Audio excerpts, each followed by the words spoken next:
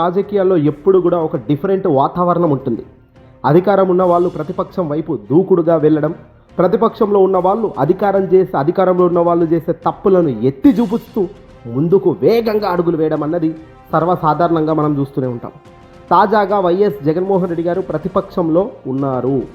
ప్రత్యర్థిగా ప్రతిపక్షంలో ఉండి అధికార కూటమిగా అంటే ఏ ఇతర పార్టీ ఇక వేరే పోరాడడానికి ఏ పార్టీ కూడా లేని టైంలో జగన్మోహన్ రెడ్డి గారు సింగిల్గానే నేడు పోరాటం జరిపిస్తున్నారు.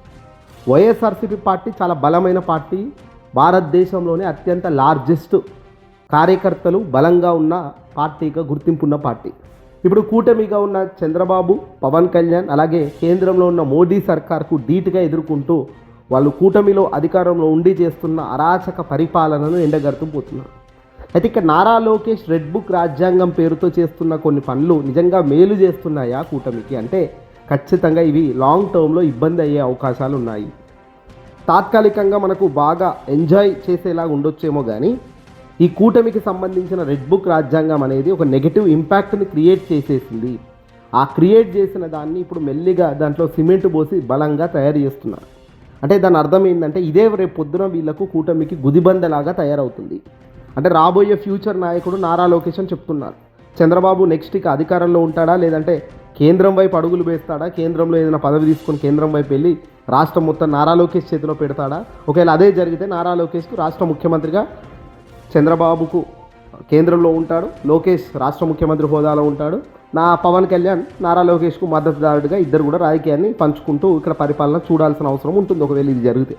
కానీ ఇక్కడ సినిమా ఏందా అంటే నారా లోకేష్ ఒక ముఖ్యమంత్రి స్థాయికి ఎదగాలంటే, రాజకీయ పరిపాలన చెయ్యాలంటే, రాష్ట్రం మొత్తంలో తనకు ఒక భారీ ఇమేజ్ రావాలి అంటే ఖచ్చితంగా పాజిటివ్ ఇంపాక్ట్ ఉండాలి. కానీ రావడమే పెరిగే ఏజ్లో వయసు రీత్యా ఖచ్చితంగా కరెక్ట్ సమయంలో నారా లోకేష్ తనకు కావాల్సిన పేరు కంటే కాకూడని పేరును పెంచుకుంటూ పోతున్నారు. నారా లోకేష్ అంటేనే ఒక రెడ్ బుక్ రాజ్యాంగాన్ని అమలు చేసే ఒక వ్యక్తి అనేటట్టుగా పేరు తెచ్చుకుంటున్నారు. అంటే ప్రస్తుతం ఉన్న రాజ్యాంగం అంబేద్కర్ రాజ్యాంగం కాకుండా తనకు నచ్చినట్టు తాను చేసుకునే విధానానికి పోలీసులు ఊహించని స్థాయిలో ఆ రెడ్ బుక్ రాజ్యాంగంలో పనిచేసే విధానాన్ని, ఊహించని విధంగా హత్యలు జరిగిన, అత్యాచారాలు జరిగిన వాళ్ళ మనిషి అయితే చాలు ఏ కేసు లేదు అనేటట్టుగా, అంటే ప్రత్యర్థిగా ఉన్న మాజీ మంత్రులైనా సరే, ఎమ్మెల్యేలైనా, కార్యకర్తలైనా సరే, ఉన్నతమైన ప్రజాప్రతినిధులైనా సరే వాళ్ళని తీసుకెళ్ళొచ్చు, జైల్లో వేయొచ్చు, కొట్టొచ్చు, కాళ్ళు కూడా పక్కకు జరపవచ్చు, ఏదైనా చేయొచ్చు, మ్యాన్ హ్యాండ్లింగ్ కూడా జరగవచ్చు. అంటే ఇది రెడ్ బుక్ రాజ్యాంగంలో ఒక అంశాలు. ఇటీవల దాదాపు 2 సంవత్సరాల్లో అధికారంలోకి వచ్చిన 2 సంవత్సరాల్లో వాళ్ళు చూపిస్తున్న అంశాలు ఇవన్నీ కూడా, ఇవేవి కూడా నారా లోకేష్ ముఖ్యమంత్రిగా నిలబెట్టేందుకు హెల్ప్ చేయవు.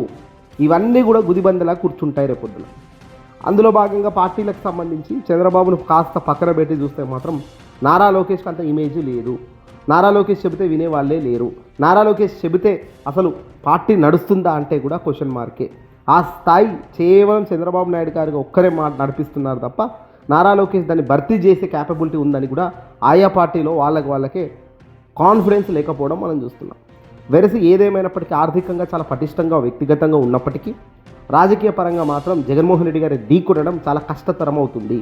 ఇటువైపు చూస్తే జగన్మోహన్ రెడ్డి గారు చాలా సింగిల్ ఎజెండాతో తాను అడుగులు వేయగలిగే సామర్థ్యం ఉన్న వ్యక్తి.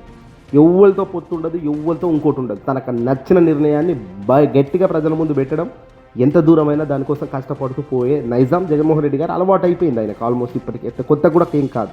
ఇది ఆయనకు చాలా విపరీతమైన ప్లస్ పాయింట్ అవుతుంది. విపరీతమైన అలవాటు అయిపోతూ అనుభవం కూడా ఉన్న వ్యక్తి. వెరసి ఆయన ఢీకొనాలంటే వీళ్ళ తండ్రి చంద్రబాబు నాయుడు వాళ్ళే కాక ఏకంగా అందరూ పొత్తులు పెట్టుకునే పరిస్థితి వచ్చింది. అంటే రేపు పొద్దున నారా లోకేష్, పవన్ కళ్యాణ్ జగన్తో ఢీకొంటారని అయితే మనం అనుకోలేదు. ఏదేమైనప్పటికీ కూడా పరిస్థితులు ఎలా ఉన్నా రాబోయే రోజుల్లో చంద్రబాబు నాయుడు గారు కేంద్రంలోకి పోతున్నారు అంటూ కూడా ఇటీవల ఒక వార్త వచ్చింది. రాజకీయాల్లో ఇప్పుడు ఆసక్తికరమైన చర్చ ఇది. చంద్రబాబు నాయుడు గారు ముఖ్యమంత్రి కుర్చీకే గుడ్ బై చెప్పేసి ఢిల్లీకి వెళ్తారా? కూటమిలో ఎంత సంచలనమో తెలియదు కానీ జగన్మోహన్ రెడ్డి గారి వైఖరి మాత్రం ఒక కొత్త ఉత్సాహాన్ని నింపుతుంది. ఇక్కడ చంద్రబాబు గారు రాష్ట్రం వదిలి వెళ్తే దానికి వైసీపీ రాజకీయంగా ఒక బూస్ట్ లాంటిదే కదా. ఆ మార్పు జగన్కు ఏ విధంగా ఎన్నో విధాలుగా కలిసి వస్తుంది. గత 2 దశాబ్దాలుగా జగన్ గారికి ప్రధాన రాజకీయ ప్రత్యర్థి చంద్రబాబు నాయుడు గారే. చంద్రబాబు నాయుడు గారి అనుభవం, చాణక్యం కూటమిని ఏకం చేయడంలో కీలక పాత్ర పోషిస్తే అదే ఆ రాష్ట్ర రాజకీయాల నుంచి తప్పుకుంటే వైసీపీకి ఒక పెద్ద అడ్డంకి తొలగిపోయినట్లే అవుతుంది కదా.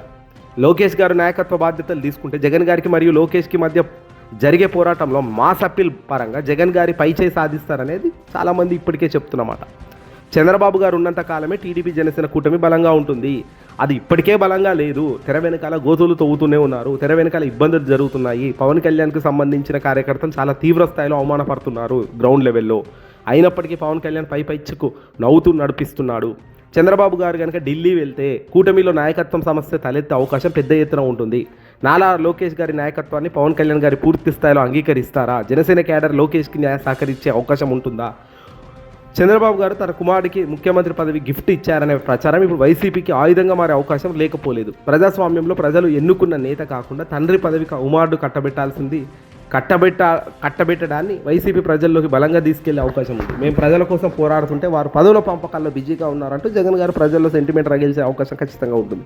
ఇది రాజకీయంగా ఒక అన్యూయంగా బూస్ట్ లాంటిది. ప్రధాని మోదీ అంటే ఉప ప్రధానిగా వెళ్ళాలని చంద్రబాబు భావిస్తున్నారట. కేవలం మద్దతిచ్చే పార్టీ నాయకుడిగానే కాదు, ఇక జగన్ గారు రాష్ట్రంలో ఉండి ప్రజల మధ్య తిరుగుతూ పీపుల్స్ లీడర్గా పేరు తెచ్చుకున్నారు. ముఖ్యంగా సంక్షేమ పథకాల విషయంలో కావచ్చు, లోకేష్ గారి ప్రభుత్వం ఏ చిన్న తప్పు చేసినా జగన్ గారు దాన్ని ఎండగట్టి మళ్ళీ పేదల పక్షపాతిగా నిలబడతారు.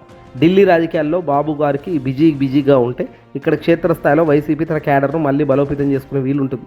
రాజకీయాల్లో ఏ మార్పైనా ఒకరికి నష్టం కలిగిస్తే మరొకరికి ఖచ్చితమైన లాభం ఉంటుంది. చంద్రబాబు గారు ఢిల్లీ ప్రయాణం కూటమికి ఒక ప్రయోగం అయితే అది జగన్ గారికి ఒక సువర్ణ అవకాశం. నారా లోకేష్ గారి పరిపాలనలో వచ్చే లోటుపాట్లను వాడుకొని 2029లో మళ్ళీ అధికారంలోకి రావాలని జగన్ గారు ఇప్పటికే తన వ్యూహాలను పదునబెడుతున్నారు. చంద్రబాబు గారు వెళ్ళడం వైసీపీకి పునర్జన్మ ఇస్తుందనేది ఇక్కడ కాలమే నిర్ణయిస్తుందనేలాగా కనబడుతుంది. వాస్తవానికి ఏంటంటే చంద్రబాబు గారు మళ్ళీ అధికారంలోకి వస్తారా రారా పక్కన పెడితే, కేంద్రంలో ఇప్పుడు వెళ్ళి ఇరుకుతే రాబోయే కాలంలో కేంద్రంలో ఉన్నత స్థాయి పదవుల్లో ఉంటే రాష్ట్రాలనే లీడ్ చేయొచ్చు అనుకుంటున్నారేమో కాబోలు. ఎందుకంటే రాష్ట్రాలను లీడ్ చేసేది కేంద్ర సంస్థలకు సంబంధించి ఉంటుంది కాబట్టి ఇక్కడ పోలీసులను కేంద్ర హోంశాఖ పోలీస్ స్థాయిలో నుంచి ప్రెషర్ పెట్టి ఇక్కడ ఏ అరాచకాలను జరగకుండా చాలా జాగ్రత్తగా పకడ్బందీగా ఏదైనా చేద్దామా అన్న ఆలోచన చేస్తున్నారేమో బాబు. ఎందుకంటే మళ్ళీ అధికారంలోకి వచ్చేది ఉంటుంది అల్టిమేట్గా.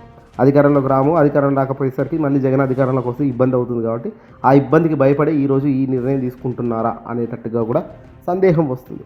ఎట్ ఎనీ కాస్ట్ ఏం జరిగినా ఎంత జరిగినా రాజకీయాల్లో ఒక అడుగు ముందుకు పోతే అది గెలుపు కావచ్చు, ఒక అడుగు వెనక్కి పోతే అది అపవిజయం కావచ్చు. కానీ అల్టిమేట్గా వెనుకకో ముందుకు అడుగులు వేయకపోతే రాజకీయమే ముందుకు సాగదు. కాబట్టి ఖచ్చితంగా వయసు రీత్యా చంద్రబాబు నాయుడు గారు గౌరవప్రదంగా ముందుకు పోవాలనుకుంటున్నారేమో. అందుకే కేంద్రంలో ఉన్న పదవులను కూడా కాస్త కూస్తో రుచి చూడాల్సిన అవసరం ఉందని అనుకుంటున్నారేమో.